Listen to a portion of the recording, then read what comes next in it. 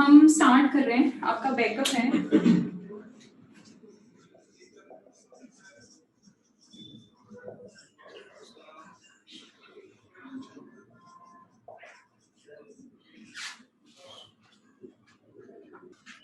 अब देखिए बच्चे, इसके अंदर एपी के अंदर आप काफी चीजें तो 10th में पढ़ चुके हैं, है ना।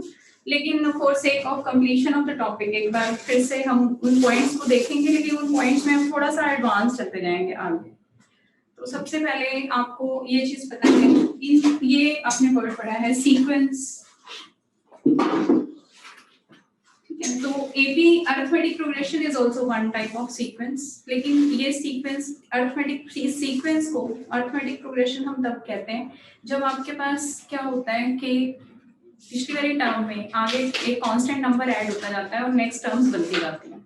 तो आपको ये चीज ऑलरेडी पता है कि the sequence in which the difference of any two consecutive terms remains constant, ठीक है। ये आप पढ़कर आए हैं, तो इसको हम अरिथमेटिक प्रोग्रेशन का नाम देते हैं। ये भी एक तरह की सीक्वेंस का पर्टिकुलर केस है, अरिथमेटिक प्रोग्रेशन, ठीक है। सीक्वेंस जो होती है उसको हम जनरली इस तरह से नोटेशन दे देते हैं, A3, A4 and so on.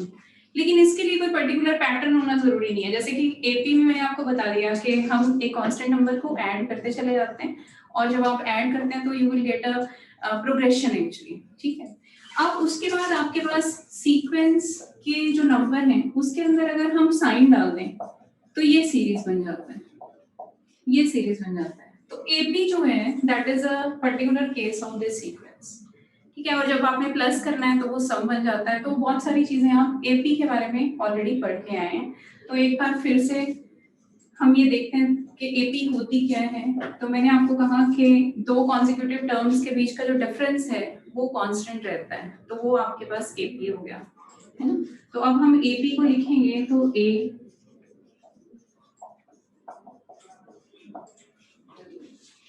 ये चीज आपको पता है, ये आपको पता है कि T1 A है, T2 को आप A प्लस डी लिख रहे हैं, T3 को A प्लस 2D लिख रहे हैं एंड सो ऑन। इसी तरह से Tn को हम A plus n minus 1D लिख रहे हैं। क्या आप बोल रहे हो बेटा?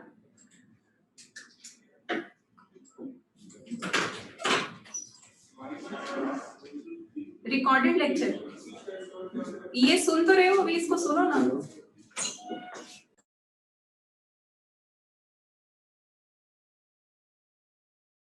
ठीक है बेटा, मिल जाएगा, आप अभी देख लीजिए, ठीक है। तो अब देखिए इसके अंदर क्या है, आप देख रहे हो, तो ये चीजें आप पहले से पढ़कर आए हैं। तो इसी से ही हमारी nth टर्म जनरेट हुई है जिसको आप जनरल टर्म बोलते हैं, ठीक है। जब जनरल टर्म के बारे में हम बात कर रहे हैं तो Tn यहाँ पे आपके पास फर्स्ट टर्म है a, ठीक है। सेकंड टर्म है a plus D, third term है a plus 2d, a plus n minus 1 into d, ये टर्म है। अब जब आपने सेकंड टर्म के बारे में बात की तो यहाँ 1 आ गया, जब थर्ड टर्म के बारे में बात करी तो यहाँ 2 आ गया, जब nth टर्म के बारे में बात करी तो यहाँ n माइनस 1 आ गया ऑफ कोर्स। तो ये हमारी जनरल टर्म बन जाती है। इसको जरूरत पड़ने पर हम लास्ट टर्म भी वर्ड यूज करते हैं, ठीक है। तो ये चीजें ऑलरेडी आपको पता है, ठीक है। इसमें ऐसा कुछ नहीं था जो मुझे बताना है। जो फर्स्ट इंपॉर्टेंट पॉइंट हम नोटिस करेंगे यहाँ पर वो क्या है, देखो सपोज अगर मैं टी आर लिखना चाहती हूँ, टी आर, तो ये आप लिखोगे a plus r minus 1 into d, ऐसे लिखेंगे। तो इसका मतलब ये कौन सी टर्म है, आप बता दोगे टी आर, आर्थ टर्म है ये, है। जैसे T2 था तो उसको हमने क्या लिखा, वो सेकंड टर्म है, T3 था थर्ड टर्म है, Tn nth टर्म है, Tr जो है वो a plus r minus 1 into d, rth term हो गई। लेकिन अब आप एक चीज बताइए, a जो है वो कांस्टेंट है, आपको पता है उसके बारे में। b भी जो है वो भी एक कांस्टेंट वैल्यू है, वो चेंज नहीं हो रही है। तो इसके अंदर r चेंज हो रहा है। तो मैं ना इसको थोड़ा सा एक्सप्रेशन को इस तरह से लिख रही हूँ, कैसे, क्या मैं इसको लिख सकती हूँ, a minus D plus R D. देखिए ये टर्म कांस्टेंट है, ये टर्म कांस्टेंट है और ये वेरिएबल है। एक मिनट के लिए कंपेयर करिएगा, a प्लस बी एक्स, क्या कहना चाहती हूँ मैं, ये a जो है ये कांस्टेंट है, b जो है वो कांस्टेंट है, दैट मींस d और a माइनस डी। इसको मैंने a और b से लिख दिया और r जो है वो x है।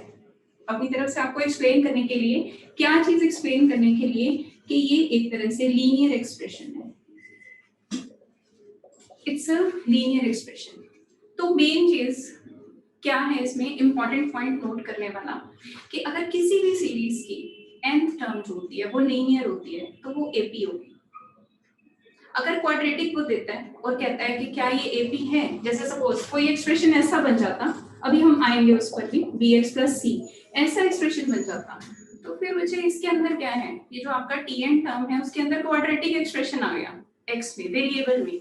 यहाँ पर मैंने वेरिएबल को r लिया है, क्वाड्रेटिक एक्सप्रेशन अगर आ गया, लीनियर एक्सप्रेशन नॉट अंडरस्टैंड, क्यों भाई लीनियर इक्वेशन पढ़ी है आप लोगों ने, क्या बात कर रहे हो, लीनियर इक्वेशन पढ़ी थी कि नहीं, ax plus b is equal to 0, linear equation नहीं पढ़ी थी, 2x plus 3 2x plus 3y plus 7 is equal to 0, ये भी लीनियर एक्सप्रेशन है, ये दो वेरिएबल्स में है, ये एक वेरिएबल में है, लीनियर एक्सप्रेशन आपने पढ़ रखा है, 9th से पढ़ रहे हैं, 9th में पढ़ा था आपने, 10th में पढ़ रहे हैं, पढ़ के आए हैं। अब 11th में of course this is a linear expression in r, ये देखिए, ये मैंने एग्जांपल तभी तो a plus bx की फॉर्म में आपको चेंज करके दिखाया है, ठीक है। तो ये लीनियर एक्सप्रेशन हो गया। जब भी किसी सीरीज का, अब आपको इस तरह के ऑब्जेक्टिव क्वेश्चन दिखाई देंगे बुकलेट के अंदर, कि जब भी किसी सीरीज की nth टर्म जो है वो लीनियर एक्सप्रेशन की फॉर्म में है ना, तो वो आपके पास एपी होगी।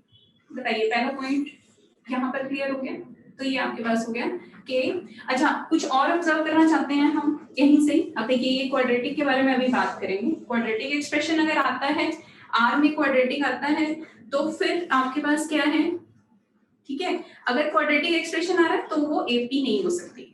क्लियर बता दिया मैंने। अब इसको आप अप्लाई करिएगा जब क्वेश्चन करेंगे। अब इससे एक चीज और एनालाइज करते हैं। क्या एनालाइज करते हैं जो आपको ऑलरेडी पता है। क्या पता है आपको कि सपोज मैंने यहाँ पर ले लिया टी आर ले लेते हैं, it's alpha r plus beta. एक मिनट, अब देखिए, अल्फा आर प्लस बीटा ले लीजिए, ए प्लस बी एक्स ले लीजिए, कुछ भी ले लीजिए, ठीक है। अब मैं टी आर माइनस वन लिखने जा रही हूँ, तो अगर हमने टी आर माइनस वन लिखा तो बच्चे ये क्या हो जाएगा, r minus one plus beta हो जाएगा। आर को रिप्लेस करना है, देखो आर माइनस वन का आर की जगह पर आर माइनस वन लिख दीजिए।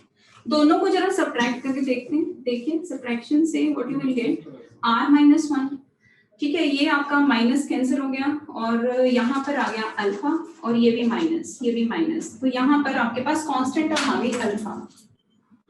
ऑब्जर्व कर रहे हैं, यहाँ पर आपके पास कांस्टेंट टर्म आ गई अल्फा। यहाँ पर भी ऊपर भी आपने ऑब्जर्व किया, यहाँ भी देखिए, जो पूरे एक्सप्रेशन मैंने यूज किया सब में देखे।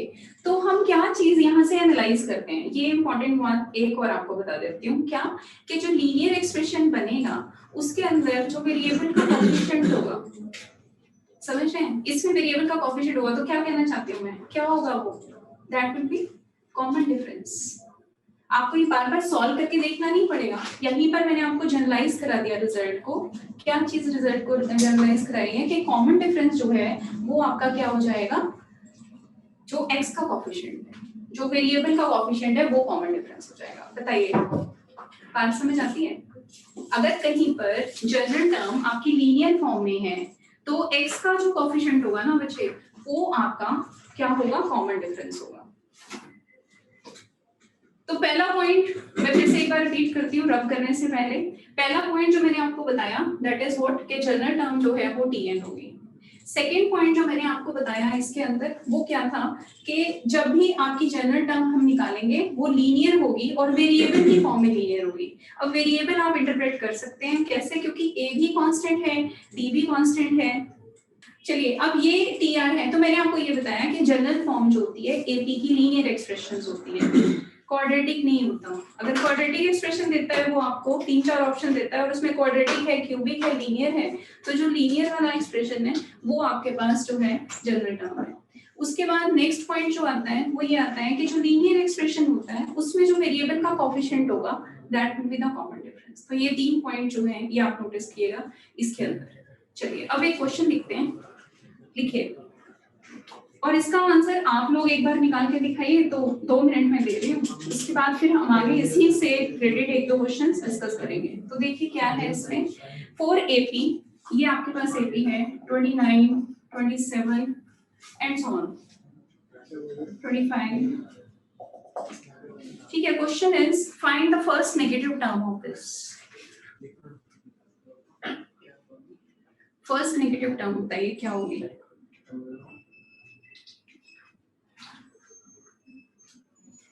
आप लिखिए, करिए इसको। First negative term, first negative term. ठीक है बेटा, क्षितिज ने आंसर किया है। महक, हाँ जी बेटा, ठीक है बिल्कुल। और कौन सी होगी, क्या होगी आपने बताया, कौन सी पोजीशन पर होगी? वेरी गुड, ठीक है कबीर, आपने ठीक आंसर किया है, कौन सी पोजीशन पर। तो मेरे ख्याल से ये भी डिफरेंस आप समझते हैं, ये क्वेश्चन लिखवाने का पर्पस इतना सही था। ध्रुव आप चेक करिए, कुछ गड़बड़ है क्वेश्चन में, आपके आंसर में कुछ गड़बड़ है। चलिए अब देख लीजिए एक बारी, ठीक है। आप में से कुछ बच्चों ने रिस्पॉन्ड किया है, तो अब देखिए इस तरह के क्वेश्चंस को करने के लिए एन हम लिखते हैं, हम लिखते हैं कि फर्स्ट नेगेटिव टर्म बतानी है, तो एन जो है वो लेस देन 0 होना चाहिए। इसका मतलब यही कहना चाहता है वो। तो आप एन का मतलब आप जानते हैं, टी एन, दैट मींस कुछ भी लिख सकते हैं, एल लिख सकते हैं, ए एन लिख सकते हैं, टी एन लिख सकते हैं, बट एल को लास्ट टाइम यूज होता है, तो ए एन और t n will be better, है ना। अब ए एन आपके पास क्या आएगा, ए एन माइनस 1 डी, ये लेस देन 0 है, ठीक है। अब आप देखेंगे कि डी जो है, ए जो है वो 29 है, डी जो है वो इसमें -2 है, ठीक है। आपको ये चीज भी पता है कि डी जो होता है वो आपका डायरेक्शन होता है, मतलब ए की तरफ आप माइनस कर सकते हैं। यस, -1 और 16 सही आंसर है, बिल्कुल ठीक है बेटा। एक बार जिन लोगों ने नहीं किया है या मे बी जिन्हें आइडिया नहीं है, उनके लिए मैं लिख देती हूँ फॉर सेक ऑफ कंप्लीशन। तो यहाँ से आपके पास आ जाएगा 29 और n हमें निकालना है, और ये हो जाएगा -2 is less than 0।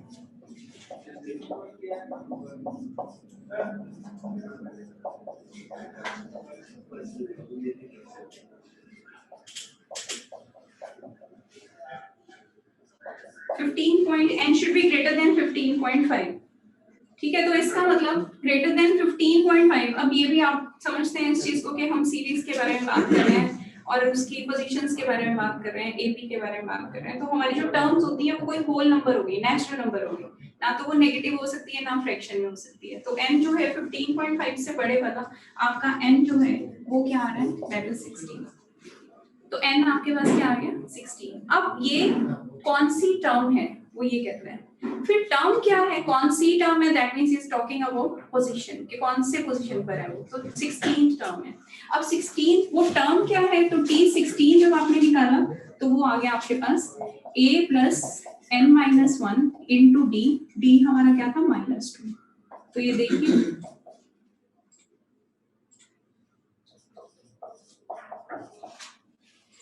-1। Hope it's clear, जिन्होंने नहीं किया था उनके लिए मैंने एक बार कर दिया ऐसे, ठीक है। तो इस तरह के क्वेश्चंस जो हैं अब 11th लेवल पर अपोज इसी से रिलेटेड क्वेश्चंस कुछ पूछे जा सकते हैं सिंपल फॉर्म में। अब लिखिए एक बार क्वेश्चन, अब यहाँ पर आप एक क्वेश्चन लिख सकते हैं ये इसी से रिलेटेड। नेक्स्ट इज, चलिए क्वेश्चन से पहले अभी आगे करेंगे, सम ऑफ टर्म्स लिखिएगा, sum of n terms, sum of n terms, ये भी आपने फॉर्मूला पढ़ा हुआ है इसके अंदर, n/2 2a plus n minus 1 into D, ठीक, ये फॉर्मूला आप जानते हैं। या फिर हम इसको ऐसे भी लिख सकते हैं, n/2 a plus n minus 1 into D, it's n/2 a plus n। आता कैसे है, सिंपल है बहुत, तो एक दो स्टेप का है, देख लीजिए। n का मतलब क्या है कि आप n टर्म्स का सम कर रहे हैं, यही मतलब है। इसका मतलब आप क्या लिख रहे हैं एक्चुअली में, a प्लस डी, देखिए a plus 2d, a plus n minus 1 into d, ये लिख रहे हैं। इसी को दोबारा लिख दीजिए, पलट कर दोबारा लिख दीजिए, मतलब अगर मैंने ऐसे सम लिखा है तो मैं यहाँ से स्टार्ट करके और इस फॉर्म में भी लिख सकती हूँ, वो लिख दीजिए।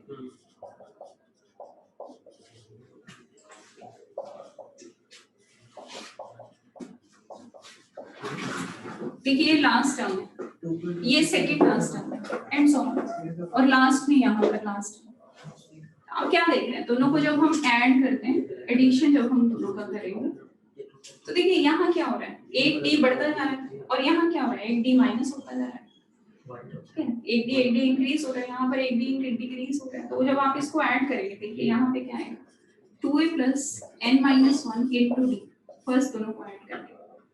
सेम यहाँ पर होगा माइनस 2d प्लस डी, तो ये आपके पास क्या आ जाएगा, 2a plus n minus 1 into D, simple.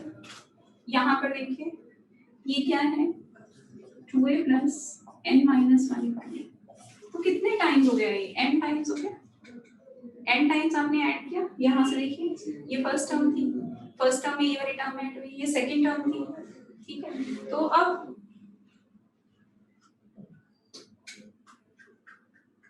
Second line में जो फॉर्मूला है ये वाला पूछ रहे हैं ये बच्चे, मैंने ये देखिए ये Sn है, एक बार फिर से देख लीजिए, Sn था उसको हम ऐसे लिखेंगे ना, ये ऐसे लिखेंगे a plus 2d a plus n minus 1 into D. अब आप एक बात बताइए कि मैं इसको पहले लिख दूं और इनको बाद में लिख दूं, तो एक ही बात है ना। देखिए 1 प्लस 2 प्लस 3 और 3 plus 2 plus 1 both are the same thing, वही किया है, सिर्फ आपको बताने के लिए कि सम ऐसे हम देख सकते हैं कि सम ऐसे निकल जाएगा।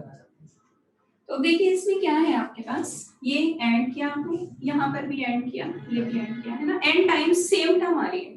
तो देखिए ये ऐसे आ गया, n टाइम्स ऐड हो रही है ना, n times same term add हो रही है, तो ये आपके पास क्या आ गया बेटा, और ये Sn2 इधर था, तो ये आपका स्टैंडर्ड फॉर्मूला हो गया। एनीवेज डेरिवेशन कोई नहीं पूछता, जस्ट बता दिया मैंने इसमें, ठीक है। तो हाँ, आपको ये फॉर्मूलाज आपने पढ़े हुए हैं, इसमें L जो है वो लास्ट टर्म है, दैट मींस nth टर्म है, ये दोनों चीजें आपको याद होनी चाहिए।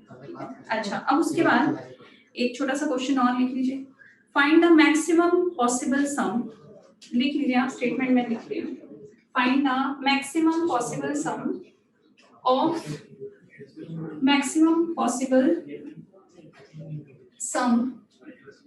Of AP। अब देखो इसमें नंबर ऑफ टर्म्स नहीं दी हुई है इस क्वेश्चन के अंदर, मैक्सिमम पॉसिबल सम दिया हुआ है।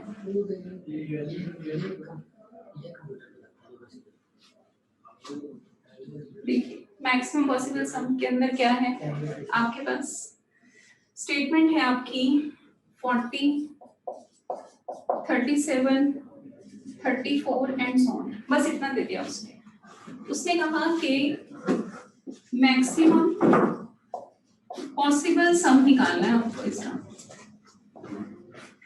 नंबर ऑफ टर्म्स नहीं बताई हैं। अब आप क्या चीज ऑब्जर्व कर रहे हो उसमें से, अच्छा पहले 2 मिनट आप देखिए जरा, ये हो पाएगा आपसे, बताइए जरा।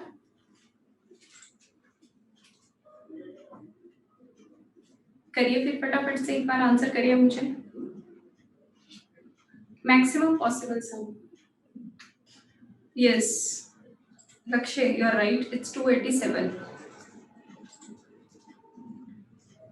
हाँ जी बेटा, और किसने आंसर किया है, एक ही बच्चे ने बस, ओके कबीर, ठीक है बच्चे, सेजल आप चेक करो बच्चे एक बार, क्षितिज, चलिए ठीक है, जिन लोगों का हो गया है वेरी गुड, जिन लोगों का नहीं हुआ है एक बार देख लीजिए, मैं बता देती हूँ। अब देखिए आप देख रहे हैं इसके अंदर कि डी जो है ना वो नेगेटिव हो रहा है, देख रहे हो, ए जो है वो आपका 40 है, डी जो है वो आपका -3 है, तो बेटा वो नेगेटिव हो रहा है। 246 को लीव चेक करो बेटा, 87 आएगा, एक बार आप चेक करो, थोड़ी गलती की होगी शायद, तो एक टाइम के बाद ऐसा होगा ना कि एक टर्म 0 आएगी और उसके बाद नेगेटिव टर्म शुरू हो जाएंगी, ऐसा होगा कि ये 0 आ गई, फिर उसके बाद आपकी नेगेटिव टर्म शुरू हो जाएंगी, ऐसा होगा, या 0 हो सकता है ना भी है, दोनों केसेस हो सकते हैं। तो हम क्या करते हैं, हम ये चीज चेक कर लेते हैं कि हमारी कौन सी टर्म जो है वो 0 आ सकती है, ठीक है। तो चलिए एक बार स्टार्ट करते हैं। तो हमने Tn 0 लेकर उसको कैलकुलेट किया कि आती भी है कि नहीं आती, हो सकता है इसमें ना हो, एक बार चेक करते हैं। तो ये आपके पास आ गया 40 plus n-1 into d, this is equal to 0।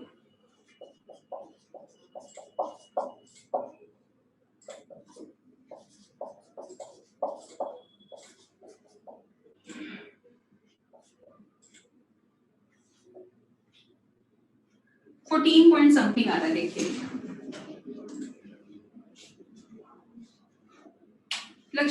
Calculate कर चुके हो?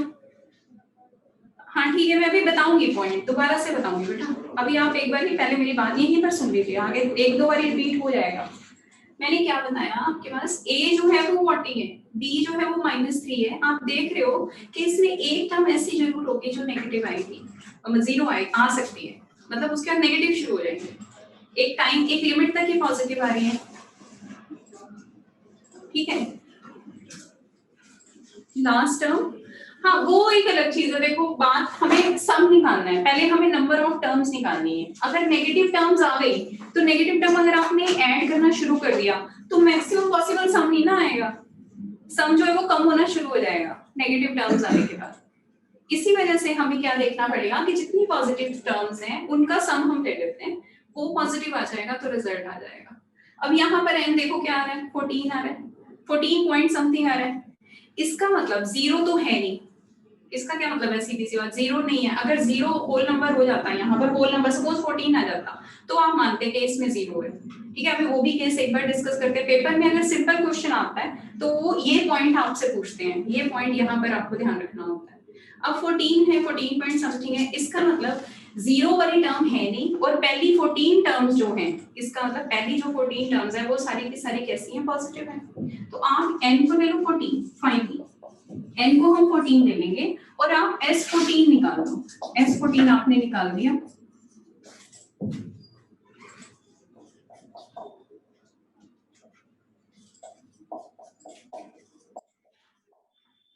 ठीक है। अच्छा मैंने डायरेक्ट लिख दिया फॉर्मूला, ठीक है। तो ये आपके पास हो जाएगा,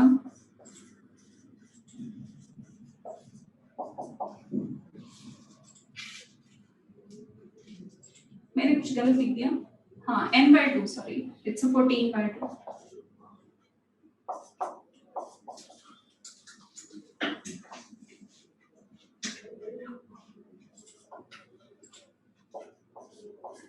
देखिए 287 आ रहा है। अब पेपर में देखो कैसा क्वेश्चन आता है, उसने मैक्सिमम पॉसिबल सम पूछा था आपसे, ठीक है। अब पॉइंट देखना है यहाँ पर जो बताना चाहते हूँ। अब इस क्वेश्चन में तो आया नहीं, लेकिन क्या था कि अगर आपका कोई भी nth टर्म ऐसी आ जाती, जीरो होती सपोज nth टर्म, तो आपको वो क्वेश्चन पूछता कि कितनी नंबर ऑफ मैक्सिमम पॉसिबल, कितनी नंबर ऑफ टर्म्स का सम जो है वो जीरो आ रहा है। तो उसके पास आपके पास दो ऑप्शन हो जाती, सपोज 15th टर्म अभी है नहीं इसमें, लेकिन मैं आपको कह रही हूँ कि सपोज 15th टर्म जो है वो आपके पास जीरो होती सपोज, उसके बाद नेगेटिव शुरू हो जाती, ऑफ कोर्स उसके बाद नेगेटिव शुरू हो जाती। तो फिर पेपर में वो आपसे क्वेश्चन पूछता है कि 14 टर्म का सम 15 टर्म का सम, मतलब अगर हम 14 टर्म का सम करें तब हमारा मैक्सिमम पॉसिबल सम आएगा, या 15 टर्म्स का सम करें तब आएगा। तो आप खुद ये बात समझते हो कि अगर मेरे पास लास्ट टर्म कुछ भी होती है, कुछ भी आपकी लास्ट टर्म है, उसके बाद आप जीरो ऐड करते हो तो भी तो रिजल्ट वही आएगा, तो भी रिजल्ट में कोई फर्क नहीं पड़ेगा, है ना, ऐसा है ना। तो इसी वजह से हम क्या करेंगे कि हम उसका दोनों आंसर अगर मेंशन है तो फिर आप वो आंसर दोगे जिसके अंदर 14 एंड 15 दोनों में से कुछ भी हो सकता है रिजल्ट, ये आपको चेक करना है, ठीक है। तो दूसरे क्वेश्चंस जो टाइप सिंपल टाइप में आते हैं वो ये हैं, ठीक है। तो ये आपके पास था सम ऑफ टर्म्स, ठीक है। एक और लिख लीजिए, find the terms of the series, उसके बाद लिखिए question, find the terms of the series. ये है आपके पास 25, 22, 3/4, 20, 1/2, 18, 1/4 एंड सो ऑन, ठीक है बच्चे। देखिए क्वेश्चन क्या है, वो कहता है which is the numerically smallest, which is the numerically, find the term of the series, इसकी आपने टर्म बतानी है, which is numerically the smallest one. थोड़ा सा देखिए, न्यूमेरिकली स्मॉलेस्ट, ठीक है। अब अलजेब्रा जब आपने पढ़ा तो आपके पास कंसेप्ट आया, कौन से वाला कंसेप्ट, पॉजिटिव और नेगेटिव का। तो अलजेब्राइकली और न्यूमेरिकली दोनों में डिफरेंस है।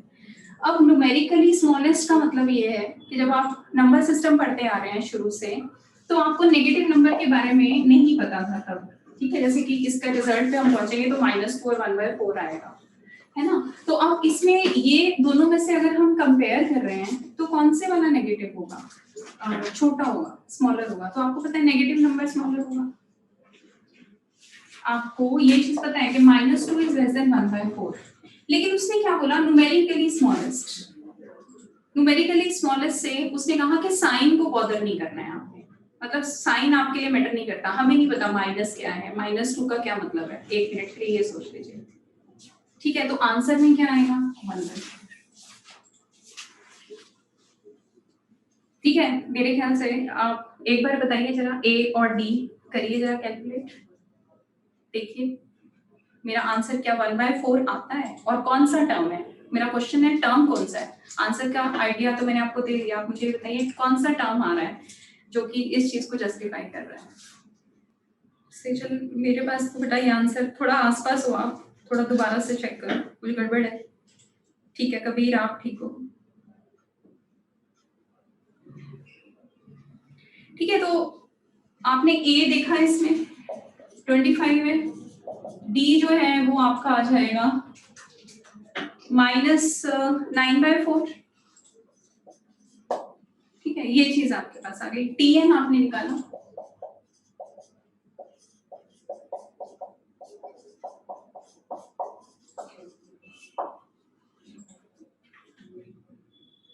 देखिए जरा, तो ये आपके पास टीएन की वैल्यू जो भी आएगी ये आ जाएगी 109/4 -9/4n।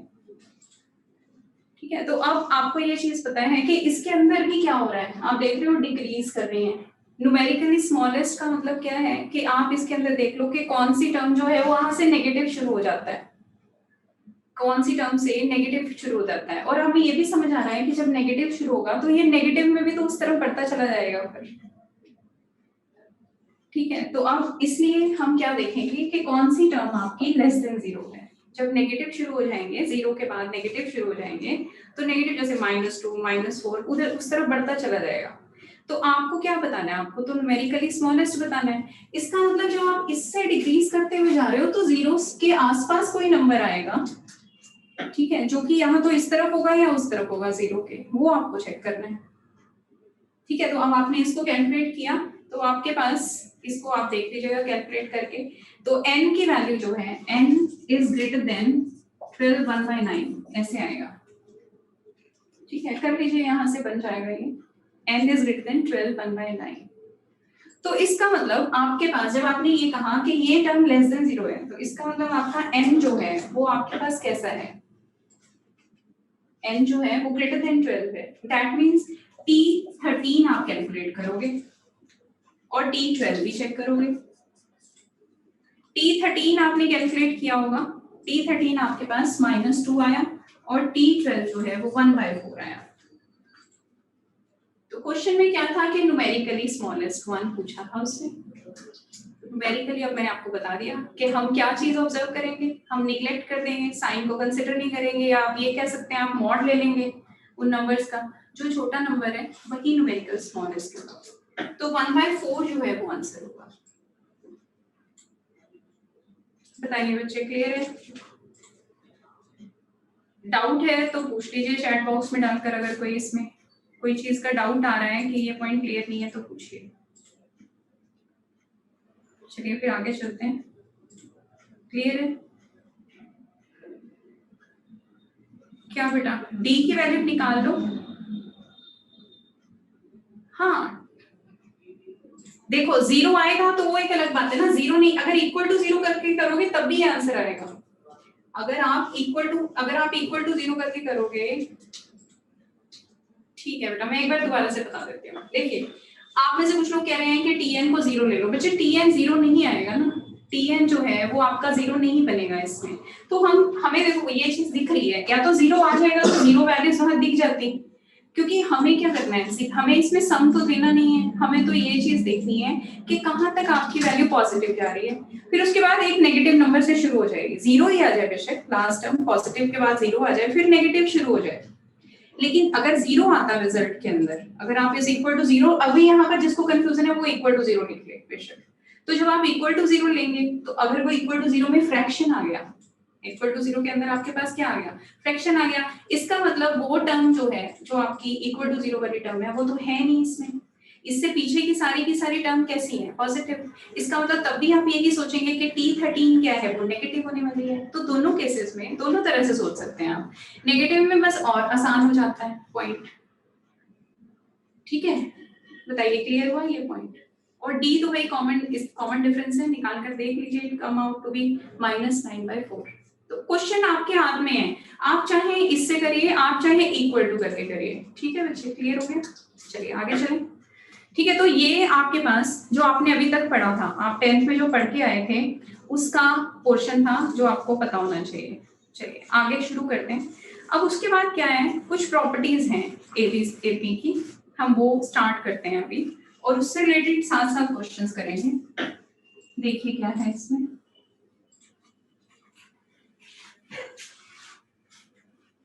फर्स्ट प्रॉपर्टी क्या है, एक रिजल्ट है जो ऑलरेडी ऐसे लिखा हुआ है, लेकिन ऐसा है कि ये फॉर्म्स ना हम यूज करते हैं कई बार क्वेश्चंस करते हुए।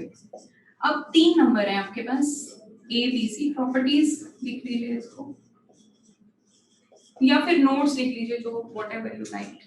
ए b c are in AP. अगर ए बी सी एपी में है तो आप ये चीज जानते हैं कि b minus a is equal to c minus b होगा, पहला रिजल्ट सबको पता है। अच्छा, सेकेंड आप ये लिख सकते हैं कि 2b is equal to a plus c, direct use करते हैं, ये भी पता है आपको। तीसरा रिजल्ट हम ये भी यूज करते हैं, b minus a minus c minus b, this is equal to 0, ठीक है। अब कहाँ यूज करेंगे वो फिर अभी क्वेश्चंस करेंगे तो आपको आइडिया हो जाएगा। तो ये तीनों प्रॉपर्टीज, ये तीनों इसके एपी के इसी की डेरिवेशन है कि ये एपी में है, ये आपको पता है। उसके बाद सेकेंड पॉइंट लिख लीजिए कि जो नंबर्स हैं, नंबर्स इन एपी हैं, वो क्या होंगे, will be equi distance on number line. जितने भी, जैसे भी आप एपी लिखो तो उनके अगर 4 नंबर एपी में है, देखिए ये नंबर है ए बी सी और डी, अभी के लिए लिख लीजिए, आगे क्वेश्चंस कराऊंगी तो फिर ये चीज यूज करूंगी, उस टाइम बताऊंगी। तो ये क्या है, इक्वी डिस्टेंस है, a b c d equidistance है on number line. Of course अब इफ दे आर रियल, अगर वो रियल नंबर्स के बारे में हम बात कर रहे हैं तो ए बी सी डी जो है वो इक्वल डिस्टेंस में है, मतलब आपको पता है कि इनके बीच का जो डिफरेंस है वो कांस्टेंट है, सी डी, कॉमन डिफरेंस, ठीक है। तो ये सेकेंड पॉइंट था जो कि वैसे पता होना चाहिए नंबर लाइन के बारे में। उसके बाद थर्ड पॉइंट देखिए, थर्ड पॉइंट के अंदर अगर आपके पास एपी है और कोई भी एपी है, एपी लिख लीजिए, हम ऐसे लिख लेते हैं ए प्लस डी, ए प्लस 2d, ए प्लस 3d, ठीक है, ये एक एपी है। उसके बाद मैं इसके अंदर एक नंबर ऐड कर देती हूँ सारे टर्म्स के अंदर। सपोज हम उसको ले लेते हैं के, ए प्लस के, ए प्लस डी प्लस के, ए प्लस 2d प्लस के, ए प्लस 3d प्लस के, सारे में ऐड करती हूँ, ठीक है। तो अब आप क्या ऑब्जर्व करते हैं कि इसका कॉमन डिफरेंस क्या था बच्चे, जो आपकी ओरिजिनल एपी थी उसका कॉमन डिफरेंस डी था। इसका चेक करके देखिए जरा, इसका अगर हम चेक करेंगे तो a plus d plus k minus a plus k, that will come out to be d again, दोबारा से वही आ रहा है, यस। तो इसका क्या मतलब है, इसका मतलब ये है कि आप एपी में कोई कांस्टेंट नंबर ऐड कर देते हैं। अब ऐड करने से मेरा मतलब बिल्कुल सेम है सब्ट्रैक्ट करना, क्योंकि subtraction is what, basically AP दोबारा आएगी, बिल्कुल नई एपी बनेगी जिसका कॉमन डिफरेंस क्या हो जाएगा, डी हो जाएगा, सेम कॉमन डिफरेंस रहेगा। एडिंग ऑफ, यस बिल्कुल सही कह रहे हैं आप, प्लस पॉजिटिव और नेगेटिव दोनों केसेस में। देखिए ये पॉजिटिव था कि मैंने नंबर ऐड किया, मैंने ये मेंशन नहीं किया था कि पॉजिटिव है या नेगेटिव है, और नेगेटिव माइनस करना होता मतलब क्या है उसका, finally that is again what, addition of a negative number, ठीक है ना। तो इसका मतलब ये चीज जो है आपकी किस पे एप्लीकेबल होती है कि अगर हम किसी भी नंबर को ऐड या सब्ट्रैक्ट करते हैं तो जो आपका नया एपी बनता है उसका जो कॉमन डिफरेंस होता है, वो कॉमन डिफरेंस जो होता है वो क्या रहता है, सेम रहता है। तो नई एपी का और पुरानी एपी का कॉमन डिफरेंस कैसा रहेगा, सेम रहेगा। ठीक है, तो आप ये लिख सकते हैं, यहाँ पर आप ऐड करना चाहते हैं, आप ये लिख सकते हैं कि new series will be AP, we'll get again new AP with same common difference, with same common difference B, ये लिख सकते हैं। ठीक है, hope it's clear।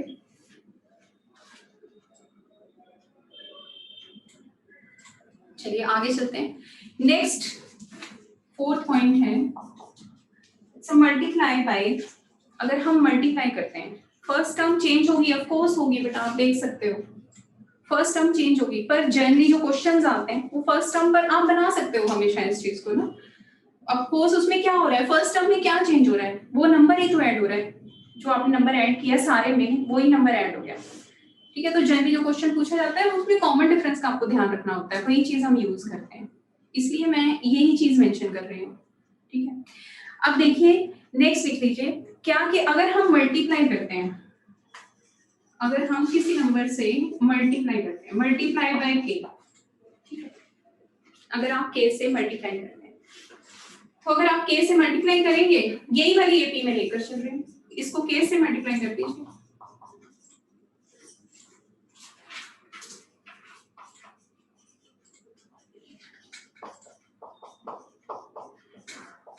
And so on. ठीक है, कॉमन डिफरेंस देखिए जरा इसका, इसका कॉमन डिफरेंस देखिए,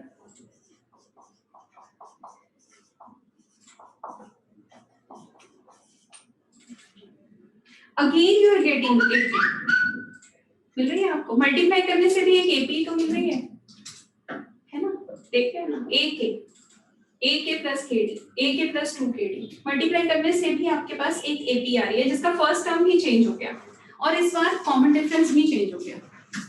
कॉमन डिफरेंस क्या आया कि जो k times old common difference. अब k जो है वो ऑफ कोर्स कोई भी नंबर हो सकता है, फ्रैक्शन भी हो सकता है।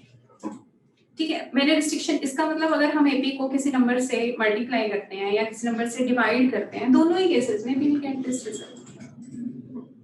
ठीक है, बताइए क्लियर है यहाँ तक?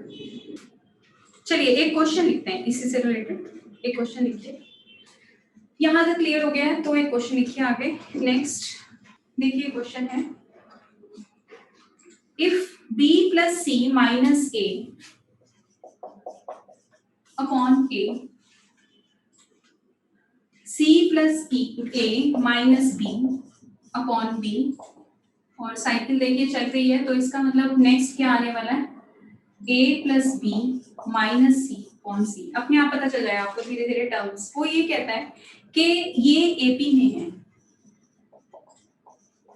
अब ये प्रॉपर्टीज कैसे यूज कर रहे हैं हम वो बता रहे हो। ठीक है, ये कह रहा है कि ये एपी में है, आपको क्या प्रूव करना है, वो ये कहता है प्रूव कर दीजिए 1 upon a, 1 upon b and 1 upon c, these are in AP, ये एपी में होगी। देखिए आप में से कितने लोग कर पा रहे हैं इसे, इन प्रॉपर्टीज को यूज करके करना है मुझे, जो आपको अभी बताएंगे। देखिए ना, चलिए मैं एक बार बता देती हूँ, देखिए आपने वैसे ही किया है या नहीं किया। ठीक है, अब देखिए उसको ना 1/a 1/b और 1/c चाहिए एपी में। ठीक है, तो ये मुझे दिखाई तो दे रहा है कि डिनोमिनेटर में है, इसका मतलब ये न्यूमिनेटर जो है इसका कुछ करना पड़ेगा, और वो भी सेम नहीं है। और अभी आप ये चीज जान चुके हैं कि हम एक किसी नंबर से अगर मल्टीप्लाई करते हैं, किसी नंबर से हम डिवाइड करते हैं, तो भी आपके पास एपी जो है वो एपी रहती है। ये चीज भी हमें पता चल रही है ना, अब इसमें हमें कॉमन डिफरेंस की भी जरूरत नहीं है। देखो क्या करने वाली हूँ मैं इसमें, अगर हम ध्यान से देखेंगे ऐसा क्वेश्चन आपको दिखेगा, अब यहाँ a नेगेटिव हो रहा है, अगर पॉजिटिव होता, यहाँ b नेगेटिव हो रहा है, वहाँ c नेगेटिव हो रहा है, तो हम क्यों ना इसको पॉजिटिव बना दें। कैसे बना सकते हैं, आप इसके सारी की सारी टर्म के अंदर +2 कर लीजिए। तो जब मैंने पूछा तो आपको ये आंसर करना चाहिए था कि मैम इसमें +2 कर दो सब में। देखो जरा +2 करके क्या बन रहा है,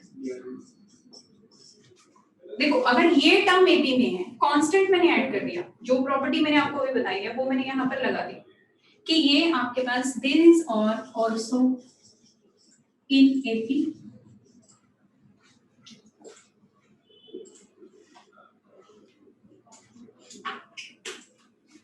ठीक है। अब जैसे आपने कहा कि ये एपी में है, देखिए जरा क्या हुआ, b plus c minus a plus 2a upon a. इसी तरह से c plus a minus b plus 2b upon b and a plus b minus c plus 2c upon c. कैसे आएगा? प्रैक्टिस से आएगा।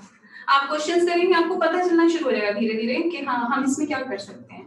तो अब देखिए इसके अंदर आपके पास a plus b plus c numerator में बन गया, डिनोमिनेटर में a था, यहाँ पर भी a प्लस बी प्लस सी बन गया, डिनोमिनेटर में b था, यहाँ पर भी c बन गया और ये भी AP में है। क्यों? क्योंकि मैंने ये प्रॉपर्टी पढ़ी है कि अगर मैं कोई भी कांस्टेंट ऐड कर रही हूँ तो वो AP ही रहेगी, कॉमन डिफरेंस की मुझे कोई जरूरत नहीं है, तो इसलिए मैं उस चीज को यूज ही नहीं कर रही हूँ। हाँ अगर मुझे वो पूछता फिर मैं उसको देखती, ठीक है ना बेटा। तो बस अब आपके पास आ गया a प्लस बी प्लस सी भी कोई नंबर है। अभी आपने कहा कि अगर हम किसी नंबर से मल्टीप्लाई करते हैं तो मैंने आपको कहा कि k जो है वो एक रियल नंबर है, मतलब वो फ्रैक्शंस भी हो सकता है। मल्टीप्लाई भी अगर आप कर रहे हैं तो मल्टीप्लाई के मतलब मैं डिवाइड भी कर सकती हूँ ना, फ्रैक्शन भी हो सकता है। तो मैं इसको किससे डिवाइड कर सकती हूँ? Dividing by a plus b plus c, तब भी ये AP में ही रहेगा क्योंकि AP में तो रहेगा, कॉमन डिफरेंस चेंज होगा पर मुझे कॉमन डिफरेंस नहीं चाहिए, मुझे तो डायरेक्ट आंसर मिल रहा है, मैं उसको चीज को यूज ही नहीं कर रही हूँ। मुझे जिस चीज की जरूरत है मैं इन दोनों में से देखिए हर चीज में मैं लिखा कि new AP with same common difference, new AP like we are getting one AP, this is also one of the point कि वी आर गेटिंग AP। तो यहाँ से आपके पास क्या आ गया, ABC से अगर आप डिवाइड करते हैं, यहाँ पर लिख लीजिए divide by a plus b plus c, what will get 1 by a 1 by b 1 by c are in AP। ऊपर से चला आ रहा था कि ये AP में है, कांस्टेंट हम आपने ऐड करी तो भी कोई फर्क नहीं पड़ा, क्योंकि वो क्यों कौन सा कांस्टेंट ऐड करना है ये आपको डिसाइड करना है, ये प्रैक्टिस से आ जाएगा। क्लियर है? बताइए किसी को डाउट है तो पूछिए, चैट बॉक्स में डाल दीजिए बेटा अगर डाउट है तो। चलिए भाई बैठे तो बहुत सारे लोग हैं, आंसर्स तो 3-4 ही कर रहे हैं। चलिए ठीक है आगे चलते हैं नेक्स्ट। अच्छा तो यहाँ हमने 3 पॉइंट डिस्कस कर लिए थे इसकी प्रॉपर्टीज के। क्लियर नहीं है? बताइए बच्चे, जो पॉइंट पूछना है पूछिए। ध्रुव नो क्लियर है क्या कहना चाहते हो? डन लिख दो, डन और नॉट डन, समझ आ गया है? ठीक है ठीक है, चलिए आगे चलते हैं। अब देखिए ये प्रॉपर्टीज की तो इस तरह के क्वेश्चन आपको मिलेंगे उसमें, है ना। अभी हम क्वेश्चंस भी डिस्कस करेंगे पर अभी पहले आप बेसिक देख लीजिए क्या है इसके अंदर, सो दैट आप बुकलेट्स वगैरह कर सकें उसमें। अब नेक्स्ट पॉइंट लिखिए, मल्टीप्लाई बाय के मैंने बता दिया। अब हम ना 2 AP लेते हैं, 2 AP के कंसेप्ट चेक करते हैं। क्या कंसेप्ट है? इफ देयर आर 2 APs,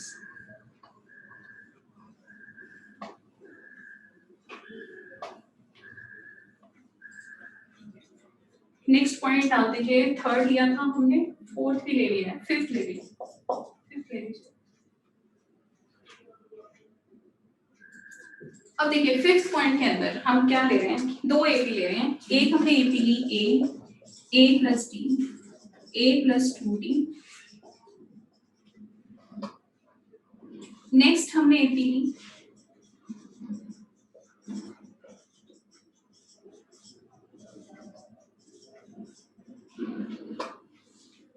ठीक है, ये एक टाइप की AP है, यू कैन इंटरप्रेट। छोटा लिया मैंने उसमें बड़ा लिया, कैपिटल यूज किया, इसकी इंटरप्रिटेशन आप कर सकते हैं। अब देखिए हम अगर 2 APs को सम करते हैं तो भी क्या AP होगा?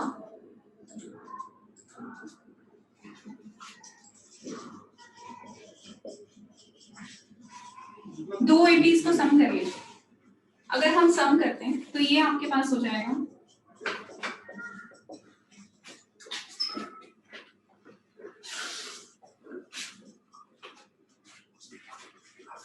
देखिए एंड सो ऑन।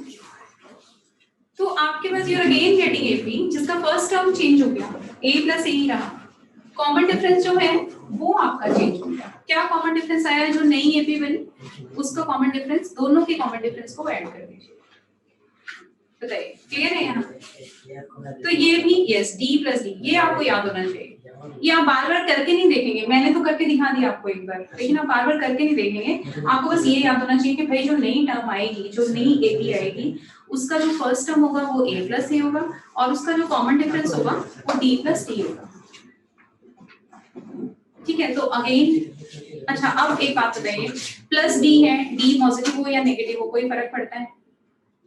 ठीक है, तो अगर हम कॉमन डिफरेंस लेते हैं सम ऑफ टू एपीज, तो उसका common difference d plus D होगा। इसी तरह से अगर हम माइनस करते हैं तो उनका सब्ट्रैक्ट करते हैं उनको, जो नई एपी बनेगी तो वो फिर क्या होगी, again AP with common difference d minus D बनेगी, और उसका फर्स्ट टर्म भी a माइनस ए हो जाएगा। यहाँ से इंटरप्रेट कर सकते हैं हम सेम चीज, है ना। तो अगर हम दो एपीज को प्लस कर रहे हैं तो उनका कॉमन डिफरेंस क्या आ रहा है, अगर हम उनको माइनस कर रहे हैं तो उनका कॉमन डिफरेंस क्या आ रहा है, ये आपको समझ आनी चाहिए। ठीक है, क्लियर है ये? कुछ पूछना चाहते हो इससे रिलेटेड? ठीक है, अच्छा अब नेक्स्ट पॉइंट देखिए, फिफ्थ के अंदर हमने देखा कि sum of two AP is again फिर से एपी। इसी तरह से subtraction of two AP again फिर से एपी है, ये पॉइंट हो गया। अब एक बात बताइए, अगर मैं प्रोडक्ट के बारे में बात करूं तो क्या होगा, वो आप बताएंगे एक बार मुझे इंटरप्रेट करके बताइए कि अगर हम प्रोडक्ट के बारे में बात कर रहे हैं तो क्या होगा, क्या वो एपी होगी? आंसर करिए यस और नो।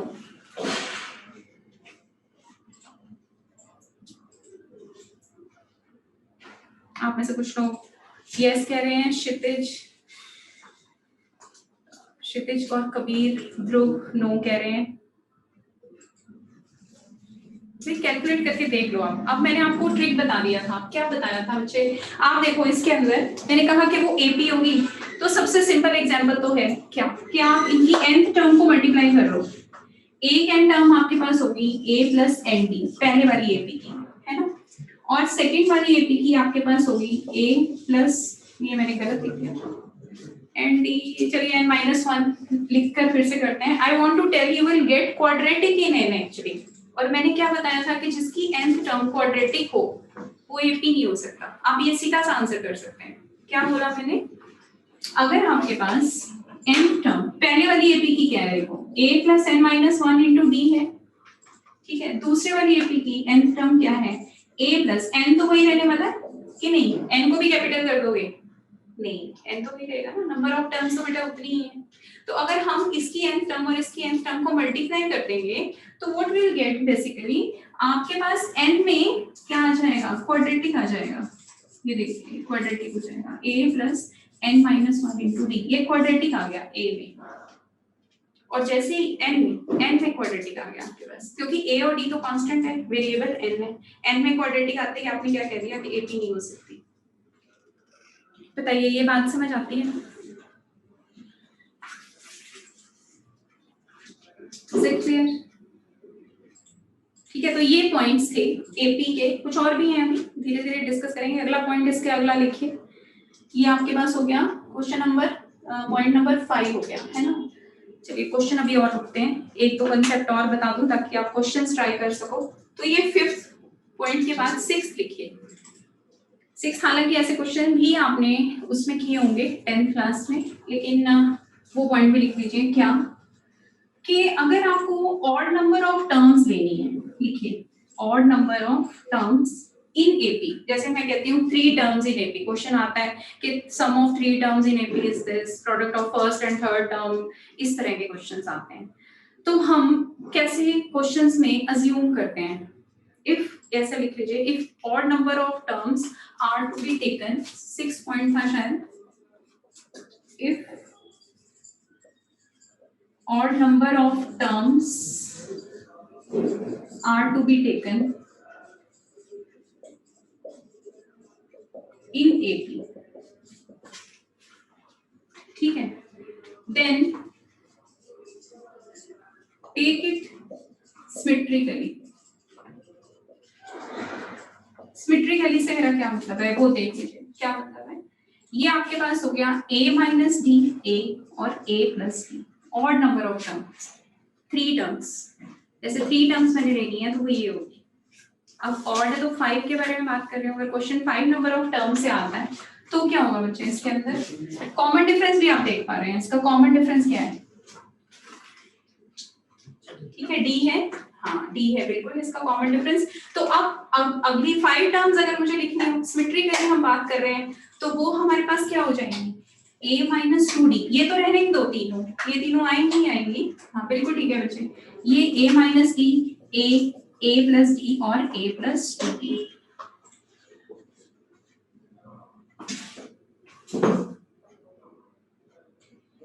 क्लियर है।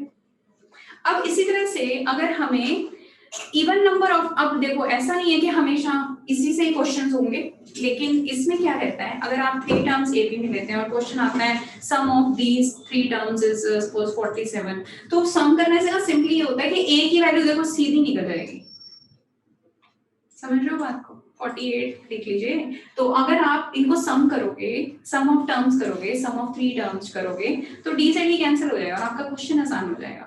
क्वेश्चन इससे भी हो जाएगा a प्लस डी और a प्लस टू डी, ये भी तीनों टर्म्स हैं ए बी में हैं, इसमें भी कोई प्रॉब्लम नहीं होगी। तो मैक्सिमम क्वेश्चन जो है वो इससे हो जाते हैं, खासकर जब सम दिया हो तब आप इसको यूज कर सकते हो, ठीक है। ये भी गलत नहीं है बट ये लेंथी जाएगा क्वेश्चन, तो preferably we go for this. हाँ बिल्कुल इससे इजी रहता है, ठीक है। चलिए अब इसके बाद ये अब मैंने आपको बता दिया कि जब भी आपने ऑड नंबर ऑफ टर्म्स लेनी है तो हमेशा ऐसे सिमेट्रिक, जितनी मर्जी 7 लेनी है आप 7 के लिए इधर और आ जाइए, कॉमन डिफरेंस डी दे दीजिए, minus 3d minus 2d minus D A D 2d 3d। बताइए यहाँ तक क्लियर है। अब अगर आपको इसी में पॉइंट बना लीजिए या अगला बना लीजिए 7, अगर इवन नंबर ऑफ टर्म्स लेनी है तो क्या करेंगे आप, अगर इवन नंबर ऑफ टर्म्स लेनी है तो देखिए जरा, तो देखिए ऐसे लेंगे a minus D, a plus D, a plus 3d, a minus 3d, ठीक है। कैसे पता चलेगा इवन नंबर ऑफ टर्म्स के अंदर, देखो आप ये बात जानते हो जब ऑड नंबर्स होता है ना तो हमारे पास ये दोनों का जो सम है, अभी आगे आपको प्रॉपर्टीज कराऊंगी, तो इन दोनों को अगर हम ऐड करें इसका एवरेज ले तो ये a आता है ना, यहाँ पर भी इन दोनों का भी ऐड करें और एवरेज ले तो ये फिर a आ जाएगा, ठीक है। अभी आगे इसकी नेक्स्ट प्रॉपर्टी जो है उस पे चलेंगे, पर आप क्या देख रहे हो यहाँ पर क्या है, यहाँ पर a माइनस डी और a प्लस डी है, अगर आपने यहाँ a और a plus D a minus D लेकर किया तो इवन नंबर ऑफ टर्म्स जो है वो बन नहीं पाएंगे। अब इवन नंबर टर्म्स 2 का तो क्या लेना ना, 3 से तो हमें AP जस्टिफाई करते हैं हम, तो 4 तो कम से कम शुरू होंगी। तो अब देखिए इनके बीच में जब भी आपको इवन नंबर ऑफ टर्म्स लेनी है, जब आप ले रहे हो तो ये चीज चेक करो कि इनका कॉमन डिफरेंस अगर आप चेक करोगे, इसका कॉमन डिफरेंस जो है वो 2d आएगा बच्चे इवन नंबर ऑफ टर्म्स के अंदर, और इसका कॉमन डिफरेंस जो है वो d आएगा ऑड नंबर ऑफ में। तो आप अगर आप 4 टर्म्स लेना चाहते हो तो ये आएगी। अब इसके बाद अगर आप 6 टर्म्स लिखना चाहते हो, अब 6 लिखना चाहते हो तो यहाँ पर क्या आएगा, a minus 5d, a minus 3d, a minus d, a plus d, a plus 3d, a plus 5d। हालांकि इतनी लंबा क्वेश्चंस रेयर ही आता है, लेकिन मैंने सिर्फ बताया कि आपको 4 टर्म्स अगर आपने लेनी है, इवन नंबर ऑफ टर्म्स लेनी है, तो कॉमन डिफरेंस जो है, अगर 5 लिखना चाहते हैं, 5 तो बेटा ऑड में चला जाएगा, 5 टर्म्स तो ऑड में चलेंगी ना, नंबर ऑफ टर्म्स अगर 5 है तो आप ये वाली फॉर्म से लिखोगे, वही बता रही हूँ। अगर नंबर ऑफ टर्म्स वो देता है कि 4 नंबर्स आर इन एपी, तो आपने 4 नंबर जो लेने हैं वो ये लेने हैं। अगर वो 5 पूछता है फिर आप ऊपर चले जाओगे, फिर आपने ये लेने हैं। बताइए क्लियर है कि नहीं। तो आप ये पॉइंट याद रखना कि इस केस के अंदर जो कॉमन डिफरेंस रहता है ऑड वाले केस के अंदर, वो आपका डी रहेगा, ठीक है, और इसके अंदर जो कॉमन डिफरेंस रहता है वो आपके पास 2d रहेगा। बताइए क्लियर है। ठीक है, अब एक क्वेश्चन लिखिए, छोटा सा क्वेश्चन है आपका। Question is if a b c are in AP, देखिए अब उसने दे रखा है कि ए बी सी एपी में है।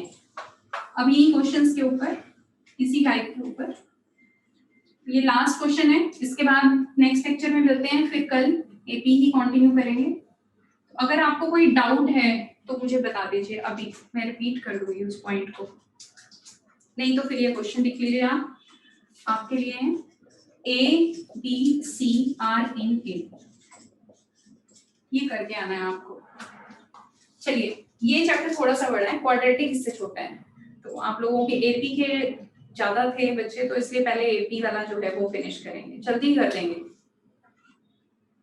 ठीक है। अब एबीसी एपी में है, ये आपको दे रखा है, तो आपको ये बताना है 1/√b + √c, 1/√c + √a और 1/√a + √b। आपको ये बताना है कि ये एपी में होंगे, ठीक है। करिए बेटा इसको 1 मिनट, ठीक है बेटा। तो मैं अब एंड कर रही हूँ, ये आपका होमवर्क है, इसे प्रैक्टिस करके आइएगा, नहीं तो इसी क्वेश्चन से फिर स्टार्ट करेंगे कल के लेक्चर में। ओके।